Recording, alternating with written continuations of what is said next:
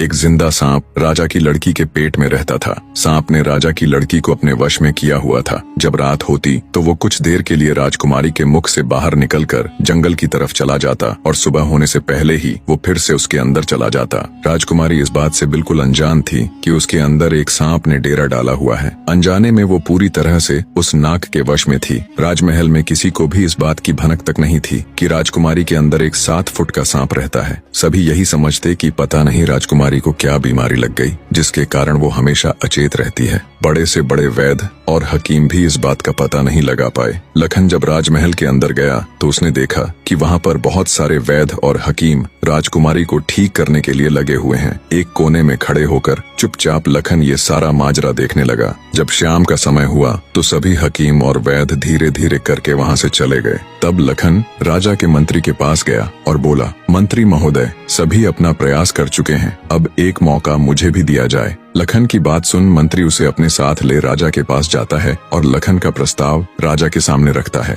बेचारा हर तरफ से निराश हो चुका राजा एक बार अनमने ढंग से लखन की तरफ देखता है, फिर दुखी मन से कहता है, बताओ तुम मेरी बेटी का इलाज किस प्रकार करोगे। लखन राजा को प्रणाम कर बोला, महाराज, मुझे एक रात अपनी बेटी के साथ ठहरने की इजाजत दीजिए, तभी मैं किसी नतीजे पर पहुंच सकूंगा। एक बात और महाराज, मैं बिल्कुल एकांत में राजकुमारी के साथ रहना चाहता हूँ, तभी मैं अच्छे से ध्यान लगाकर राजकुमारी जी की बीमारी का पता लगा पाऊंगा। लखन की आत्मविश्वास भरी बातों से राजा के मन में हल्की सी उम्मीद जागी। उसने लखन को रात में राजकुमारी के साथ एकांत में रुकने की इजाजत दे दी। राजा की इजाजत मिलते ही लखन राजकुमारी के कक्ष में गया और उससे कुछ दूर एकदम चुपचाप बैठकर उसे देखने लगा। जैसे ही रात के 12 बजे का समय हुआ तो अचेत अवस्था में पड़ी हुई राजकुमारी के मुंह से सांप बाहर निकला और महल के परिसर से होता हुआ जंगल की ओर चला गया। ये सब देख लखन दंग रह गया। वो बिना कुछ हरकत किए चुपचाप वहीं बैठा रहा। जब रात का आखिरी पहर खत्म होने को आया तब वो सांप वापस लौटा और राजकुमारी चंद्रकला के मुख से होता हुआ पूरा उसके अंदर समा गया। दम साधे लखन ये सारा माजरा देखता रहा। सारा माजरा देख उसे समझते देर न लगी